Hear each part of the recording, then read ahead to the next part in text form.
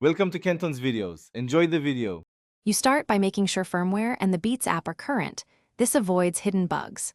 Next, set a flat EQ or neutral preset so you add bass from a known bassline. Once done, temporarily disable noise canceling to hear the true low end. Active processing can alter bass perception. Now connect to a reliable source, use a high bitrate track, and keep volume moderate. That prevents distortion while you tune. These first steps set an accurate foundation for stronger bass. You will now shape the frequency response precisely. In the app or source EQ, gently raise 60 to 120 Hz by 3 to 6 decibels for punch and warmth. Then cut a little in the 200 to 400 Hz band. This reduces muddiness and lets bass breathe. Use a low shelf boost rather than extreme peaks. It sounds more natural. If your device supports Dolby Atmos or spatial audio, enable it briefly, but make sure it does not thin the bass.